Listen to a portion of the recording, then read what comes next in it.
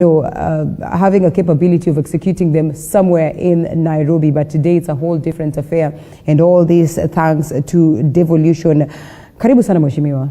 Asante sana. Thank you so much for creating time for us this morning. Thank you. We're looking forward to this engagement. Your people are waiting. And just to probably warm up for the discussion, I think it's only fair that we also pick something briefly about the papers or on the papers that speaks of, what played out in Kilifi County. I'm sure you're privy to this information. That is the front page of the Daily Nation, right at the top, and is expounded on page 10. 15 held over Kilifi killings. Detectives in Kilifi are holding about 15 people, among them a former MCA, over the killings of Siddiq Anwali and Sumra Rahil Mohammed Kasmani and James Kazungu. Maybe not on this specific thing, but the aspect of insecurity is one that would probably be of concern. What do you make of what it is that the county government has done, and members of parliament who actually have the security docket sitting squarely on what it is that is supposed to be their duty? How much more has been done towards making sure that there is security in Kilifi County? Thank you, Linda, and good morning, viewers. Security is a very, very important thing, and as you may first and foremost know, county governments in the devolution framework do not handle security docket. It's under the national government. Yes, however, members of parliament too. Absolutely. Yeah. However, we work hand in hand in identifying and also coming up with solutions that will enable the county to have peaceful engagements and peaceful living within the citizens within the county. So what I would like to say here is that it's unfortunate. The incident that we are looking at here is a very, very unfortunate incident, and it's not an incident that we as leaders in Kilifi are looking at it lightly. Yeah, we're taking it with a lot of reservation, and as has been said, the others have said, and I'm also reiterating that we do not condone this kind of behavior, from the people. We expect that the law to take its course. Even if there are suspicions, we expect that people will give an opportunity for the government agencies to take, the law. So, in this particular incident where there was just suspicion that people were there to take children or for other things, I think what should have happened is this should have been reported to the police. Right. First and foremost, they should have stopped the people. That was right, because otherwise the people would have gone. But then the next step would have been to report immediately to the authorities, so that proper channels are followed, and this thing wouldn't have ended up the way it did. Okay. That aside, we hope that justice is served for that matter. Sure, so much is happening in Kilifi County in terms of development.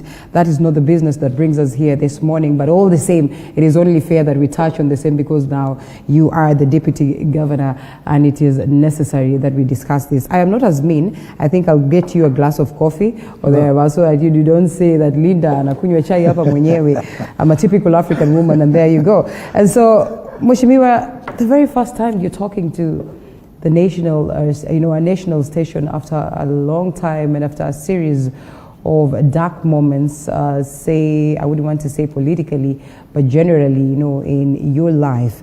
And one of the main reasons why we're here this morning is to hear that story, that untold story. We say TV47 is the home of untold stories. Yes. And sometimes when you are treated to so much and you're not given a chance to speak out, or probably you look at it as though it's wise to keep silent at the moment, I think it's only fair that sometimes you're given or you're allowed that moment. But again, it's even better when you now come to speak out and tell us what played out, the events, and so much so. And therefore, I'd want you to take us back to the events of at least the second quarter of 2020, that is last year, and paint a picture of what the situation and the scenario was like for you. Thank you very much, Linda. I am the Deputy Governor of Kilifi County, yes. And I have a responsibility to play around and see that the people of Kilifi receive the utmost treatment, and also are put in focus of what's happening within Kilifi. So Devolution is a good thing. You've mentioned about devolution. Devolution is one of the best things that have happened to this country. And for us in Kilifi, yes, it is a number one thing, and we do not think we're going to go back. We do not want to be part and parcel of any group or groupings that are thinking about going back, in the journey of devolution. Okay. We are there, and we're there to stay. You may also be aware that devolution, the concept of devolution was once brought about by some of our four leaders, the Gons like Ngala or Vidzo or Ronald Ngala in the 60s. And they've always been talking about Majimbo, which was misconcepted. But eventually here it has come. So Majimbo, with some of our leaders having been there, we now have it with us. And we are absolutely grateful, and I'm sure every other county is happy about this. Many other counties didn't understand Majimbo in the beginning. They thought maybe because it was coming from the coast, that this was something that was a coastal idea, and the coastals were calling out people to move out of coast so that we remain on our own here at the coast. But now it has been realized that devolution or Majimbo is everybody's take. All counties are able to benefit out of the devolution. So it's something that we do not expect to go back. Much has been done in devolution in Kilifi. In form of development, we've seen a lot of changes here. Governor Amason Jeffa Kingi, the governor for Kilifi County, has put in place structures which are being implemented right now. As you know, this is the second now term of his governorship, and I've come in his second term of governorship. But there are so many things that have happened during these terms, and we are proud to be able to showcase some of these things. Being the first time that devolution has come to play, of course, there are promises that have been made, and not all promises have been met. As I said, being the first term in devolution, but we've made a big stride in achieving these development ideas. And everything, as far as we are concerned, commences from what we call the CIDP. That is a County Integrated Development Plan. This is a plan that is, done by all counties in the beginning of the term of the governor. Okay. So you give out your plans, what do you want to do, and then you start implementing those projects. So basically, when we are talking about projects, some people go beyond this kind of thing, and you start hearing questions which are outside that County Integrated Development Plan, which is not fair. Okay. So with Kilifi, that's how we operate. We operate according to what we had given out in the County Integrated Development Plan, CIDP. And as I said, it's not possible to carry out everything in the first phase of devolution, and probably in the second phase of devolution is when you are now trying to catch up with some of the things that have gone. But we're happy with the current development that has happened in Kilifi. The people are happy. They are what we call flagship projects which can be seen, nationally. Somebody coming to Kilifi today will see a difference as compared to somebody who was there probably about in the middle of the year. So these are strategic things that we do to ensure that we give an ambience and a change to the structures of the county. Well, definitely we'll get into the nitty-gritty details of that as we proceed with the broadcast. Make sure that you keep it right here. But back to my question, if you would paint a picture of the events of the second quarter of 2022 for you as a person at a point when, the country receives this shocker, at a point when the global fraternity struggles with the coming in of COVID-19. What I would like to say is that I'm amongst the most unfortunate people when it comes to this subject of COVID-19. Or at least you were. Yes. Okay. Yes. Okay. I was one of the most unfortunate people, and a lot was said about my involvement with COVID. But it's a story that when you actually hear about, then you start thinking of why why something like that happened. Why was I on the spot and things like that. So it's the second quarter of the first and second quarter of this particular period. I was struggling with trying to clear my name in the courts of law, and this continued until sometime this year that we've continued with cases and the COVID matters. And you know, the issue of COVID for sure was a shocker to every Kenyan. But for me, it was even a bigger shocker, because when I was told that I'm COVID... Do you believe you were COVID-19 positive? I don't believe I was COVID-19 positive at all. You never experienced the signs and symptoms at all? I never experienced any signs, never did I experience any symptoms.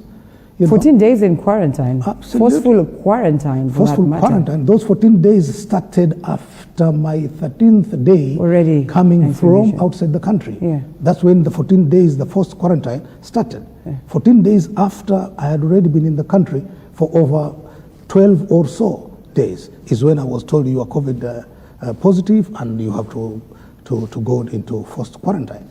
So, according to World Health Organization, the period that COVID is supposed to have matured, or whatever the terminology that may be used, is in the region of about 11 days after you contract COVID. 11 days it should have come out. So I was already, as far as I'm concerned, I was already out of that particular period. Okay. So coming to be told that I had COVID, of course, some tests were conducted, but the results of those tests were not shared with me. The results of those tests were not shared. The only shared results were after I was in the first quarantine. Those were the shared results, which were 3 tests which were carried on me, and they're the tests that came out negative. All these tests came out negative. And I'm happy because the minister in charge, or the cabinet secretary in charge, made the announcement that 3 tests were carried out on this person, and all of them were negative. Before it got to that point, it was quite humiliating, or so to speak. I do not know whether at that point you had the same thought, or you held the same thought in the essence of whether indeed you had COVID-19 or not. Because remember, it is something that is foreign and everyone is trying to grapple. We are struggling on even the cases of making sure that we are able to test our very own. On numerous occasions we said maybe these cases are not out there projected simply because we're not testing people as much as it should be. And here he comes to say that, well, officially the DG has been tested negative, but then the damage has already been done. Do you suppose, as the Ministry of Health, as the state, they ran into this matter way faster than, of course, would be expected, and would have, it would have been wise for them to probably use government machinery and so much intelligence in regards to the same to make sure that they award you the genuineness of the matter, as opposed to treating you to so much and then later on to come to say that, well, you are not positive anyway. What I'd like to say to that, Linda, is that there was hasty decisions that were carried out. Yeah. Because, of course, we understand that COVID was a scary. It came in as a scare, and everybody was in a panic mood, and people didn't know exactly how we were going to end up. We were hearing and looking at the TVs, and whatever was happening in places like China was very scary. People dying in the streets in Italy, people dying in the streets, etc. So yes, of course, this was also a scare here in Kenya. But the way it was handled, and remember, Linda, when I came from abroad, I did not come in isolation. I didn't come in my private jet. I came in an aircraft which had more than 100 people on board. So, we start asking ourselves questions. Yes, here you are, you're saying that the deputy governor has COVID-19 and we want to do contact tracing. But what about those other 100 or so passengers who were in that plane? You're a public figure. Let me ask this on that very same note. it is fine. Maybe this was, taken, hastily. But we also knew of the restrictions that had been set on board by the Ministry of Health. Did you go against them? Did you flout them in any way? The social distance, quarantine, isolation once you land into the country. Do you think you flouted them, or do you know that you flouted them at some point? Linda, let me tell you that when I came into the country from abroad, first and foremost, these regulations had not been in place. There was no regulation at all. So there wasn't things like when you come, you must quarantine and you must, isolate, you must do whatever. The only things that were happening during this particular time that were done, and that is exactly what happened at the airport, was to check your temperature. That is the only check that was carried out at the airport. There was no other check. The regulations were brought in later. The president announced about the regulations far much later. When I was already in the country and had already spent the period, in fact, which was beyond the period of isolation and quarantine, which was given. So, looking at the whole situation, you see that people worked, to implement the president's directives without looking at whether I actually had COVID or not. It's only that he came from abroad, and therefore he has COVID. But looking at even the country that I had visited at that particular time, which is Germany and Berlin, it was not one of the hotspot areas or countries that had been pinpointed that there was COVID in that particular country. So looking at all this, there was just some hasty, and because of the disease hadn't quite been known how it was going to project, people panicked, and there was all misinformation which was going to the leadership of this country, and that I am sure, because I'm sure the president himself didn't just wake up and start talking about this disease and my position without a feedback. All right. But that feedback is what I'm talking about. The feedback that was going to the leadership was the one that was brought a lot of panic to the whole country. And indeed arrested 14 days after the government enforced quarantine. Well, that is upon that declaration by the Ministry of Health that you were positive, and therefore as a people, people had to go by that. Condemnation left, right, and center. COVID-19 today, or maybe fast forward, you are acquitted, we'll also be looking at all that, is not taken with the weight that was once, of course, put to it. And in the very first times we saw people coming out to probably condemn, criticize, segregate themselves from these individuals that were believed to have COVID-19, or those ones even who were, taken through quarantine processes or isolation even before it's declared. Stigma. Let me tell you, the issue of COVID-19 put me in a very, very difficult position. Do you still feel like you are in that and you have to justify so much? Well, as a person, because I knew about myself, it never really gave me any worries or bother. Is that so? Absolutely. What about family? No, I had a lot of issues. My family was the one that was most hit by this kind of information, because I was with them. When I came from abroad, I was with my family, and I was staying with my, the whole family was with me. So when this issue of COVID came up, I did not even have an opportunity to arrange for their being during the period that I was going to be away. I didn't know exactly what was going to happen to me, because it was propelled, and the news that was being propelled everywhere is that this animal, people were talking about an animal. And those who didn't know me, because for those who knew me, the questions that people were asking themselves is it true? Could Saburi really be a person that can do what we are hearing? Such a thing. People were asking themselves those questions. But for those who didn't know me, definitely, people would just immediately agree that for sure this person is an animal, and this person does not even deserve to be whatever it is. So did they call you? Did they speak to you? I mean, just what was it like, in this forced environment of quarantine and isolation? People spoke to me. People came to me, and of course there were those who are telling me, please apologize, so that everything, it appears as though sometimes back then we used to hear quarantine and isolation, we're thinking of this dark place. It's more or less like a cell or something of the nature. Yes, for me, yes, it was like a jail, not just a cell.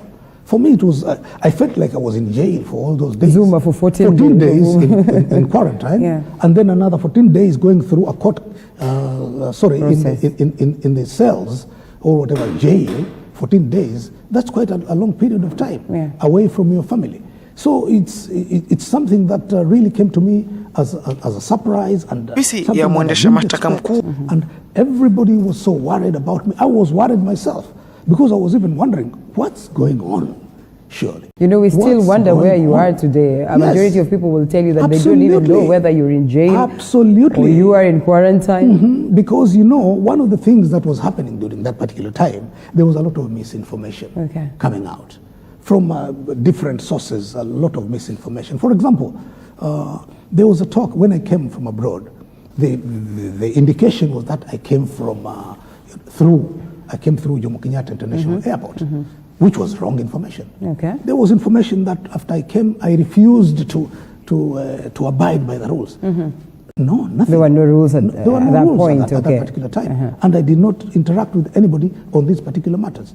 I did not come through Jomo Kenyatta. I came through Moi International Airport. All right. There were rumors later, when now I was in isolation, that my condition had become so bad that I was taken to Mbagathi. I was airlifted to Mbagathi. Okay. Well, there were rumors. There were things that happened during this particular time. There were people who, brought up. Now that's the turning point of when I started thinking, really, what is happening? When I started seeing, pictures and video clips of people who were portrayed to be Saburi, being displayed in the social media, I was asking myself, is this Saburi? I mean, is this me? Social media, stigma, family, support system, one of the key things, or a majority of the things that we'd probably want to just understand some more on this one. And as they would say, sometimes you look at the leadership, you would not expect that they would be treated to such. But yes, Honorable Gideon Saburi was treated to the same. You saw what happened back then, and I mean, we still are grappling with some of these issues even till date. And therefore, it's important that we have conversations revolving around them, but we also get to understand your story some more. An interesting one, so make sure that you keep it right here, call, and just ask some of the questions that you probably have for Mheshimiwa this morning, as we also get to learn some more on his story. And we take a quick break. We come back on that.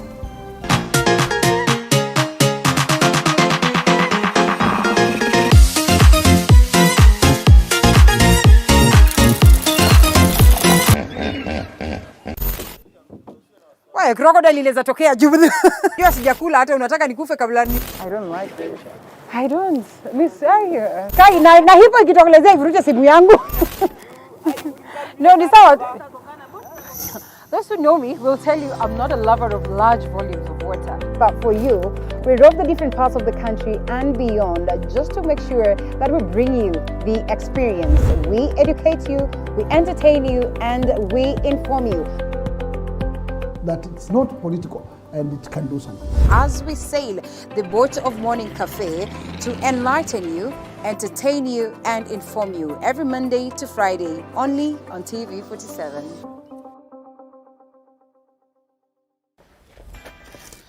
Woo. Construction can be quite a task, but how do you move from finding your piece of land, sourcing the right materials, getting the right labor force to put up your building? Or better yet, how do you source for a building that's already built? Just a small size of land can suit just a big maisonette, because you are going high. How do you ensure you get the right finishes to bring out the aesthetic value of your property and make it not only look good, but also feel good? The buyers in this area are the buyers who are able to pay cash. Well, we have it right here on The Realtor on TV 47. Where we demystify building right here in Kenya and analyze the property industry for you to take advantage when acquiring your next piece of property. Every February, we hear men joking about going to a men's conference on Valentine's Day. We laugh about it, the lucky ones end up having a decent Valentine's Day, and we move on. But what we do not know is that men actually do meet up. Men do sit down and have conversations about things that affect their day-to-day life. Let me ask, does money make the man? Give them the gifts, shower them with everything you want to shower them with, but keep your money to yourself. I, for one, have always been curious as to what goes on in a man's mind, specifically an alpha male's mind. Adam, yule kwa Biblia anasema ni mtu wa kwanza duniani. Wewe unadhani kama angekuwa hana yale matunda, hana ile garden yake pale ya kukaa, angekuwa tu ni mdomo tu anamfuata Hawa? Oya, mimi ni Adam. Welcome to the men's conference, where we make men alpha males. My name is Archie, the only female allowed at the conference. My name is Monica Nyashira Njobona. I am a wife and a mother of 3, and I am a crochet ambassador. This began some years ago when I could not find a white-collar job. I had done a course in IT. I looked for jobs everywhere and I could not find one. So I had a lot of time in my hands, and I had an idea to do crochet. So we have a WhatsApp group. There are about 3 WhatsApp groups. They are actually full. We've been sharing information, consulting, and just encouraging each other. But surprisingly, the challenges we've been experiencing are similar. So we just try to find a way of managing our challenges. Then all of a sudden there's a challenge coming up. Now that is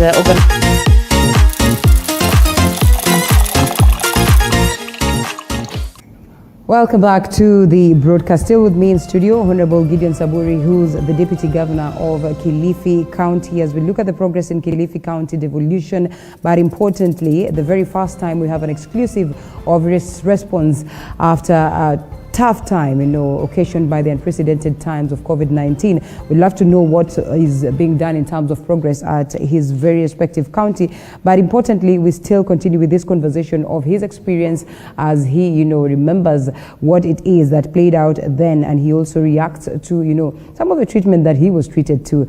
Really, really important that we also get some of the views down there. See, we are trending on Twitter. Make sure that you ask all these questions that you'd want to ask Ms. Shimiwa right now. Across all platforms, our social media platform, that is, or our social media handles, that is TV47 Kenya. Mheshimiwa, following your prosecution, of course, at that particular time, Kenyans called for immediate arrest of leaders who would go against, the COVID-19 protocols upon that declaration by President Uhuru Kenyatta. But since then, things have changed. And I don't even know whether there's any arrest that happened right after yours, because people were trying to flout the COVID-19 protocols. Today, we see rallies day in, day out. At some point in time, the president himself has been pointed fingers at for flouting the rules set by himself and the Ministry of Health. Absolutely, it's quite unfortunate. Yeah. First and foremost, I would like to say this to fellow Kenyans. COVID is real. Oh, yeah. That one there is no doubt about.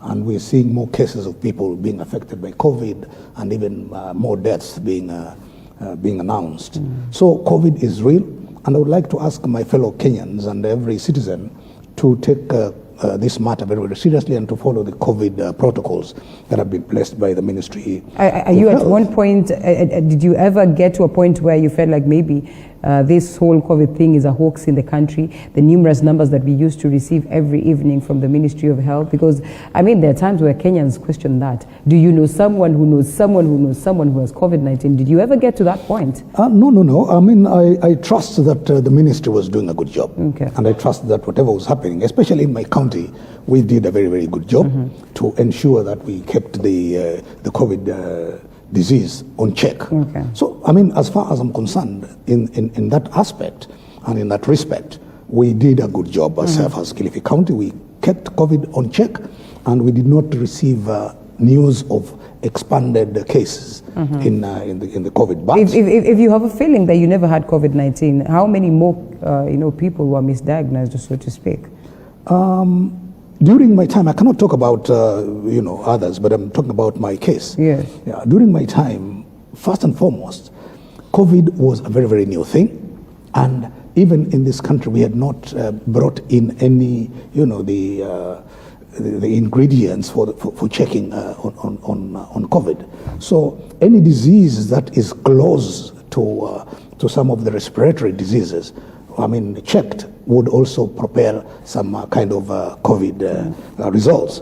So I wouldn't want to go into that subject, because that's subject to experts on whether the disease was actually there. But I have never doubted that COVID existed. COVID came in and it was there, but the only thing I'm talking about is my particular case. My case was mishandled. Okay. What I would say is my case was mishandled. This was projected to the level of the national, level, to the executive across the national and the county level. What did it make you feel to imagine that even the president himself could stand on the podium and, condemn you hugely? I absolutely, if I was in his shoes, probably that's exactly what I would have done. Okay, at that particular time. Yeah, I would have done probably exactly the same. Because the president doesn't act from his own thinking. The president receives information. And when he receives information, this information is information which he knows this is true, and it's annoying. The information which he was receiving was very, very annoying. That's true. And so I cannot say that the president, in my position, if I was him at that particular juncture, probably that's exactly how I would have reacted. But I'm not, I'm not saying the president did anything. It is a reaction because the president is the president of this country. He's the president of the people of Kenya. When the people of Kenya are in danger, it is correct for the president to react in some ways. So if I was him at that time, probably that's exactly how I would have reacted. But we are saying, why did we have this misconception? Why did people send information which was not correct? This story started with very, very junior officers within Kilifi, who started just talking and bringing in this subject of COVID, probably for their own interests. Did you ever read political malice in the same? With time, yes. With time, What is this one thing that got you? No, I just came to start thinking, why are people so much interested in in this issue and pointing and pushing that, Saburi. So I looked at the people who were playing around, especially on social media. And I could clearly tell that whatever is happening, now I can clearly see there is a political hand in it. So yes, I saw a political hand being played by some junior people who were trying to instigate and trying to hype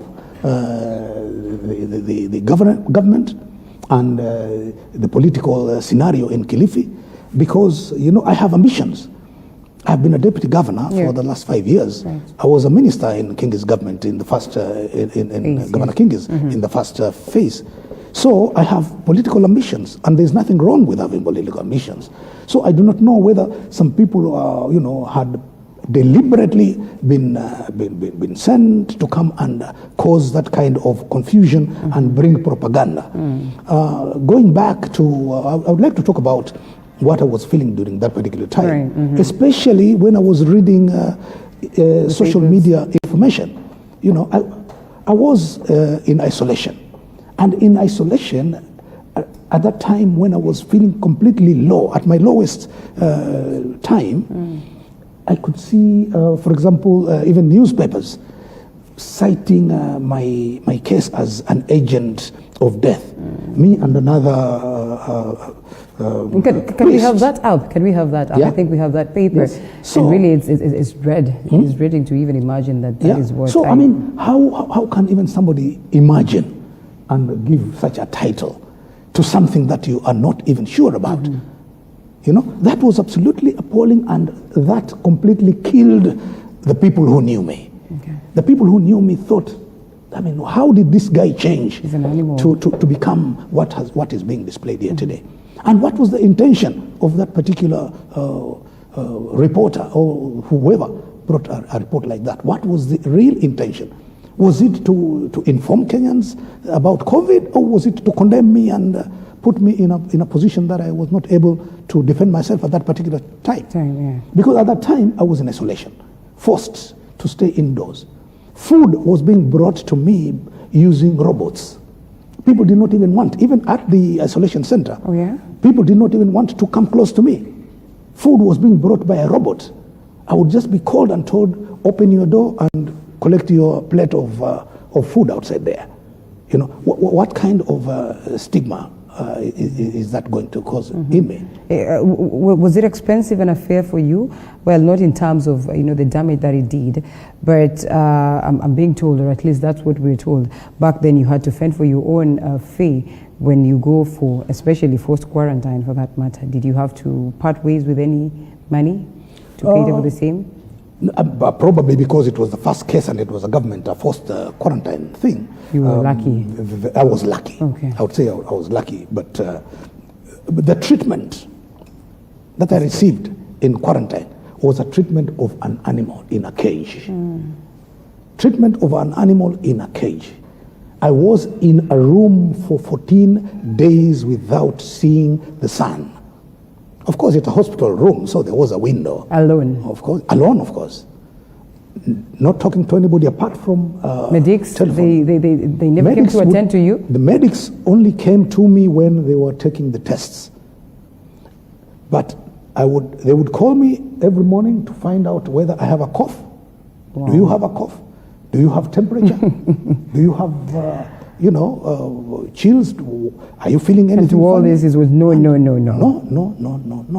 There was no tablet that was given to you, or medicine that was given to me that was said to be medicine to cure the disease that I was said I had.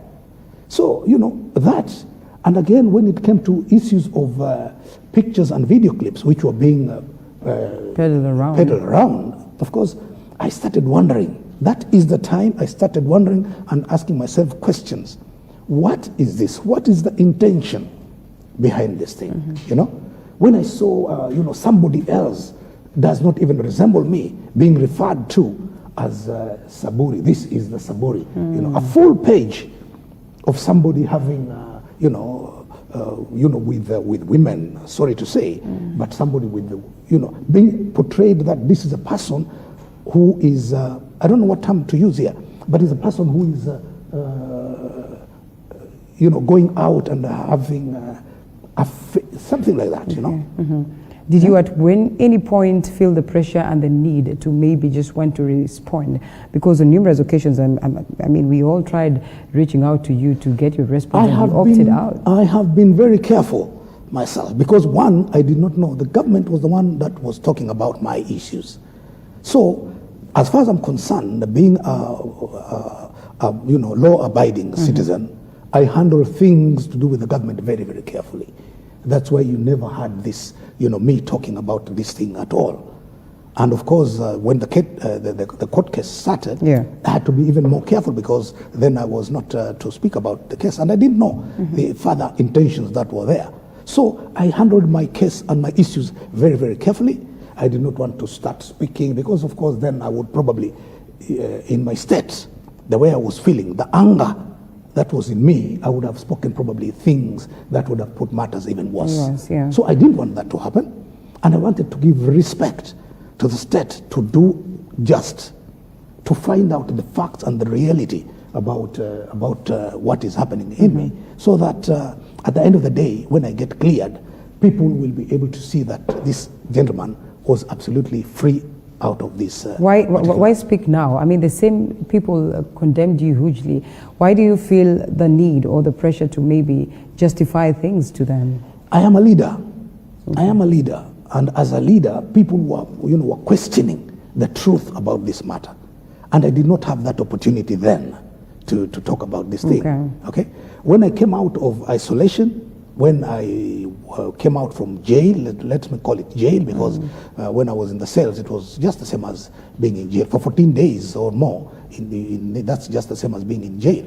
And when I went through the court case, throughout those number of months, that particular period, I was not able to speak about this.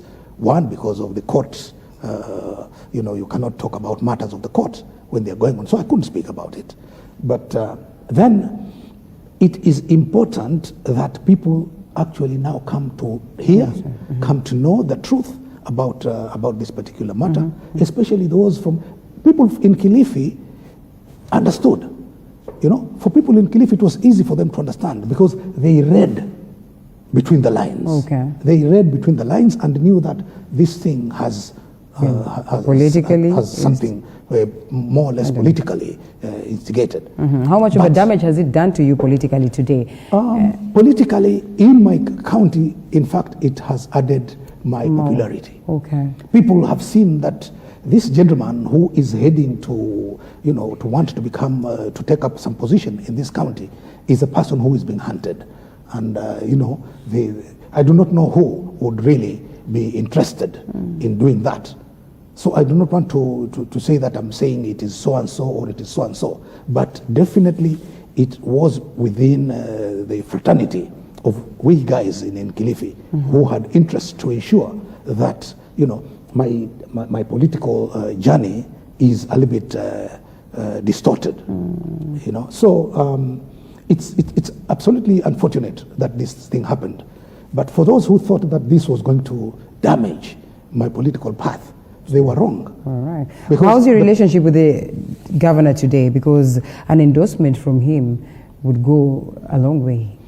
I have had absolutely no issues with the governor. The governor has been a good friend of mine. As I said, I was in government in the first phase, and the governor picked me for to become his deputy in the second phase. That already gives you a picture of the kind of person that the governor takes me to be. Okay. So my relationship with the governor, there is no doubt about that. There's always fear that deputy governors are always struggling to see to it that there is trouble in the house of the governor so that they can take up that mantle. Well, I mean, I do not know what kind of a deputy governor would be thinking in that particular. When we went into elections as deputies, it is not us, it is not me as a deputy who decided that I want to be the deputy governor. That is it's the governor's sole decision of who he wants to pick. Yeah. Out of the millions of people in Kilifi and the people who are learned to be able to have this qualification to become deputy governors, the governor found it fit that I should be the person. But I don't take it for granted because I know that there were many other people who were able to have been proposed and who the governor would have picked to be a deputy governor. Would you be guaranteed of the governor's endorsement today? I believe the governor is looking at me and he's making his decision right now. Have you had talks in regards to this at any point? The discussions have been only for me to tell the governor that I will be in the ballot come 2022. But I've given the governor an opportunity for him to continue looking at me and also look at others. Because being a governor in a county is a position that requires somebody who really will be able to take up that county to a different level. Because the governor has done his part. He's taken it to a certain level. Okay. And he expects that the person who he's going to give or he's going to endorse or give blessings is the person who will move it to the different level. So as far as discussion with the governor and my intention to become a governor come 2022, that discussion has been there. But I have not told the governor that please take me up so that I become your predecessor. No, I want the governor himself to look at me and look at others. Okay. Because there's a chain of those who want to become governors. So let the governor look at everybody individually and see that his legacy is going to be propelled into a new phase that is going to continue keeping whatever we started together. Speaking of which, then, how would your chain of leadership then address these key things that I pick on because of the best interest of time? Tourism, death, and the aspect of any forms of recovery, whether there's any economic activities that are playing down there, especially in the aspect of blue economy and culture and heritage in Kilifi County. Thank you, Linda. I think now you are starting to talk about business in Kilifi County. Kilifi County is a county that has a lot of resources that can be harnessed. And as a county, we've been doing a lot of marketing. We know that tourism went down sometime in around 2014 or thereabout. There was tourism completely went down, and we've been trying to do what we call tourism recovery efforts. We've put in place a lot of things. We're doing marketing of the county, both for local tourism and for international tourism. Even as we speak, even in the trip that I had gone, Germany, that was a trip of tourism interest. It was an international tourism bourse in Berlin. So that was, again, something to do with how do we get people to visit Kilifi and boost back tourism. For us, tourism is a key thing, because the people of Kilifi, this was what puts food on their table. So with the death of tourism, it's also a big blow for us, because then the levels of poverty immediately started rising. Unemployment became a thing of the norm. You know, people who started doing things which were not right, hooliganism, and for women, girl child abuses, so these are most of the things that have been happening within Kilifi. Now, for us in Kilifi, we are doing a lot of work on tourism. We've marketed Kilifi. We've even had some of conferences related to blue economy conferences, because then tourism has a big play in blue economy has a big play in tourism. So we've had these conferences where fortunately I was a chairman of the Kilifi, or rather the Coast Joint Jumuiya Counties of Pwani Blue Economy Conference, which we held here in Mombasa, which I chaired. And again, from that, we moved all the way to Nairobi in the International Blue Economy Conference. So, as far as matters blue economy are concerned, the county, we call ourselves the lucky county. The county that has about 240 kilometers of seashore, from Mtwapa all the way to Ngomeni. So, with that kind of facility, all the facilities that are available in blue economy in the waters, we have the biggest water area that is covered. So we are focused on blue economy matters. We are working together with our economic bloc in the county, the Jumuiya Counties of Pwani, to ensure that we unfold or unravel those opportunities which are available in blue economy. So that is one of the things that is happening. And as far as other matters are concerned, Kilifi, apart from blue economy, is also rich in minerals, is rich in agricultural land and agricultural products. And these are some of the things that we are actually going through. We've proposed in the past within our government, the Kilifi County government, that we start on the irrigation of some of the farms. You hear the story of the Kulalu Galana ranch, which is an agricultural area which the national government is handling. But we've asked the national government to hand that to the Kilifi County government, so that we take charge of that particular program, because then we would own it and we'll be able to do more about that one. Okay. And you speak of the Pwani, a conglomeration of all these Pwani Jumuiya counties of Pwani. Briefly, Coast Region politics. Coast Region politics, the Coast Region is a very unique region. It's not like other regions. In Coast Region, one of the things that we should take note is that we have what we call the Mijikenda community. And we also have others. We have the Swahili community, we have the Bajuni community, and we have also the upcountry communities that are settled here. And all these communities, we have now come together. So the Mijikenda stopped, Mijikenda, Mijitisa, stopped becoming Mijitisa. We have engaged all the others, and we are one solid family. So we do not look ourselves as Mijikenda and isolated the other indigenous persons. So we are working towards formidably putting all of us to become one, and having our, to front our agenda as coastal people. What do we need? Because having been neighbors, or being neighbors, the things that happen in Kilifi are most likely the same things that are happening in Mombasa, Kwale, and Taita Taveta, Lamu. We have common agenda. We have a common agenda. So that's why we are looking at this.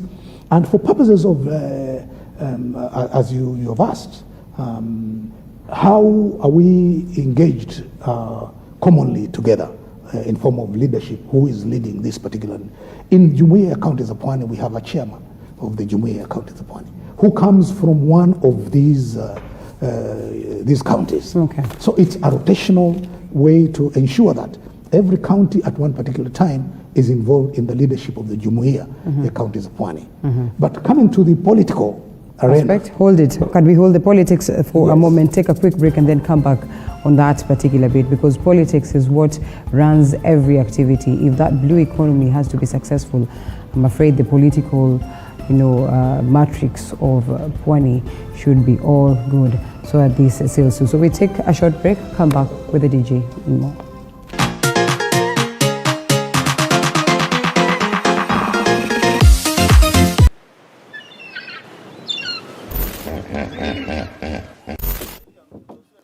Crocodile inaweza tokea juu. Hiyo sijakula hata unataka nikufe kabla ni. I don't like this. I don't. Miss Kai na hipo ikitokelezea ivuruche simu yangu. No, ni sawa.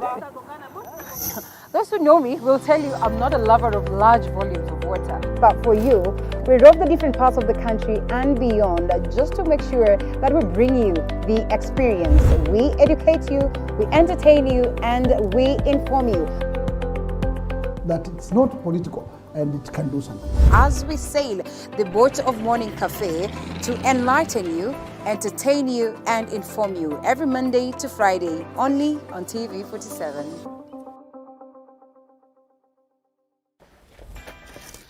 Woo. Construction can be quite a task. Of untold stories.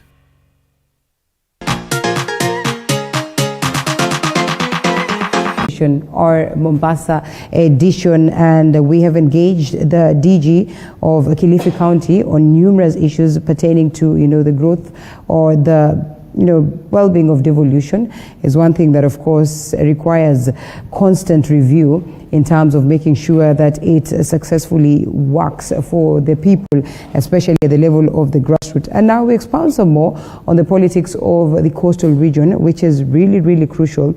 We have seen the leadership of Coast Region coming out to say that it is now time that they front one of their own for the top seat, at least with the current, arrangement of government. We're talking about the presidential system. Then the Pwani region leaders have said it is a point where they can have the rest of the country as well support them in this particular bid. But of course, so much is playing out in terms of, also what is playing in their own respective political parties, and therefore this could hugely alter the plans, or better yet, strengthen the plans. And we have no better person to speak about this than the DG himself, who is now getting to that moment where he paints a picture of the political scenario at this point in the coastal region. We've seen a majority of your governors are stepping out, because they've been first time and second time and now last term governors in their own respective counties.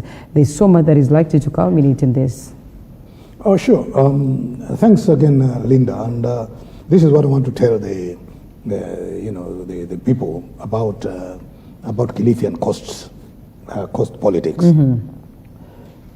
We've had a very, very good working and political environment within the coastal counties, and the governors respect each other within the coastal counties, and that is something that we really are happy about as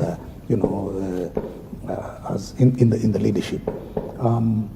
Talking about Kilifi, Kilifi now we have Governor Amason Jeffa Kingi, who is doing his second term, and according to the constitution, he will not be able to do another term. Yeah. Of course, if he would, probably would be thinking about whether I will again be a deputy to him or something like that. But being that he is on his way out, then who next?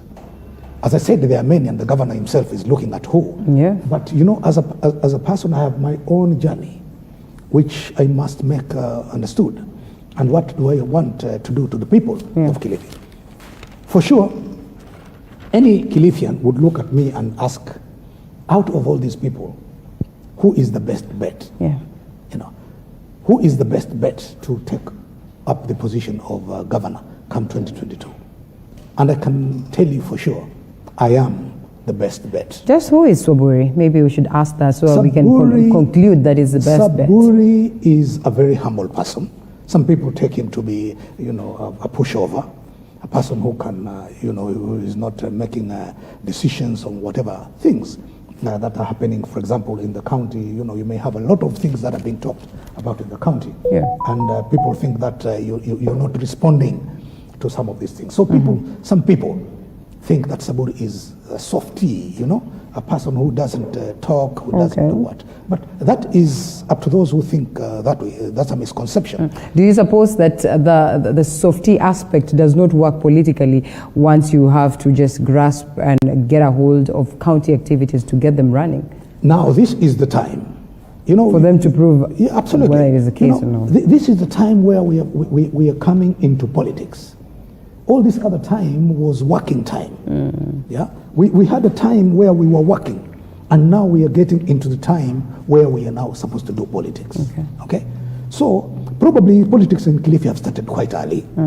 Some of us didn't want to start politics at this particular juncture, but because there are others who are, politically active throughout. It has forced some of us also to start looking at, if you go somewhere and you are a thief, but you're not caught, and you continue going every now and then, and you are a thief, you're not caught, people will start taking you like this is the kind of person that is required in our society.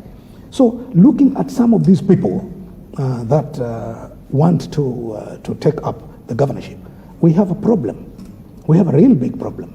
Because one, they've started this particular journey very, very early, and we are not yet into that mode of political dissension. But because they have started, then we must protect. Okay? Our going into politics at this juncture is because if you don't do it, even that person who was not wanted in the first place will take advantage. Okay. So that is basically the thing. But I'm saying I'm the best bet. Who is Saburi, you've asked? Saburi is a person who wants to get this county changed. This county move forward from where it is currently today. The governor has played his part. We want to move it to a different level. That is Saburi. Saburi is a professional. Okay, he's a civil engineer. Okay, being trained here in Kenya and in the UK. So he has that vast dimension of how he looks at things.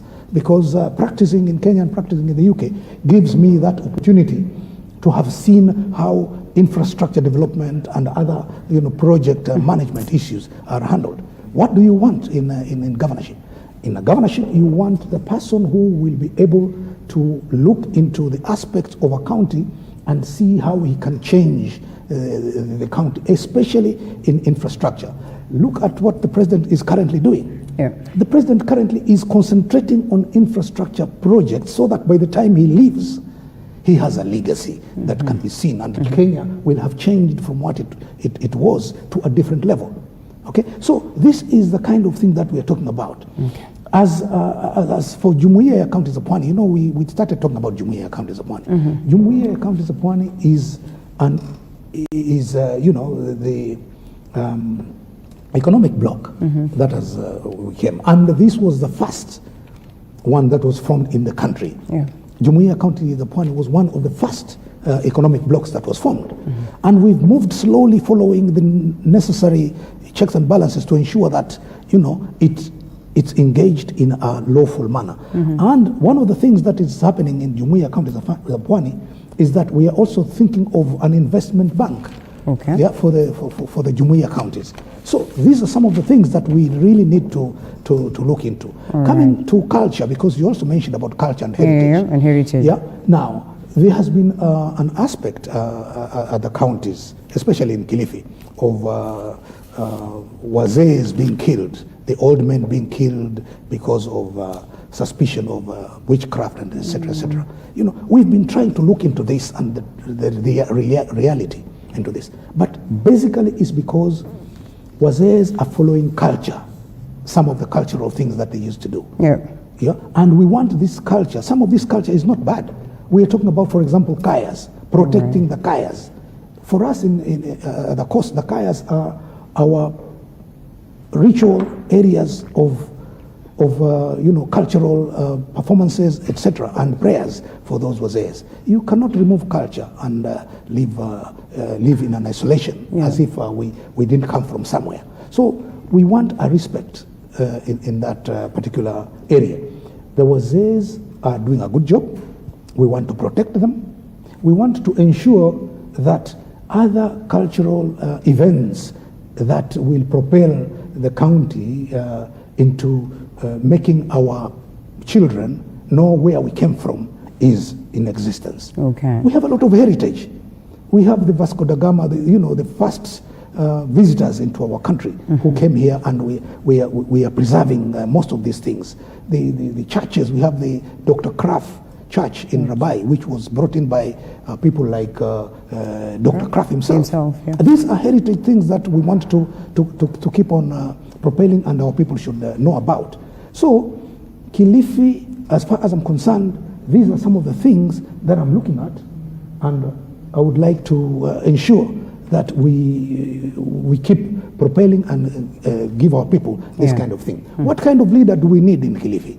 You know, we need a leader in Kilifi who the current generation will be looking at and, say that when I grow up, I want to become like so and so. Yeah. A role model. We want role models. We do not want people who come in. We've seen what has happened in other counties like Nairobi and Kiambu. The choice of leaders and sometimes how it has flopped, terribly flopped, is because of the same thing that we are saying. We do not want to see that happening in Kilifi. All right. We want to have a leadership where when it starts, it's a serious leadership. It's not a joke. We're not going there simply because we want to become leaders, but we want to change. And that change is going to happen in 2022 when Saburi becomes the governor of Kilifi. Well, we're here waiting to see what then, of course, plays out and whether such will be the case. Mheshimiwa, all the best. Thank you. Thank you so much for speaking to TV47 Morning Cafe this morning, and we look forward to engage you some more. Now that you are delving deep into politics, I am certain that on numerous occasions we'll want to engage you, we'll want to know the views, or your views in regards to so much in terms of politics across. Thank As you. we close, And, speak to your people in 30 seconds. Oh, great. I'd like to take this opportunity to speak to the people of Kilifi and to tell them. Which camera? You can use this one. That one, yes. Yeah. So the people of Kilifi, we are coming to a moment where we have to make decisions. And these decisions are going to affect our lives in Kilifi. We do not want to take a joke. We do not want to take it for granted that we just want to have a leader. In Kiswahili, they say it's not about bora kiongozi. It's about kiongozi bora. That is something that I want the people of Kilifi to know. It's not about bora kiongozi, it's about kiongozi bora. And for a kiongozi bora, you need somebody who is going to take care of your resources. Kilifi, just like any other county, receives financing, receives resources. And these resources must be managed by somebody who is able to think for the people, engage the people through public participation, and come to an agreement on how these resources are going to be shared. So we are talking about sharing resources within the county so that every part of the county receives something in form of the resources that we receive in Kilifi. That person to do that, definitely is Gideon Saburi. And that is person, the person that you should be looking at in 2022. And I would like to ask my competitors in this particular game to take this game in a civil manner. We do not want to hear people, calling names. We want to have a peaceful engagement, peaceful all right, elections coming in 2022, and this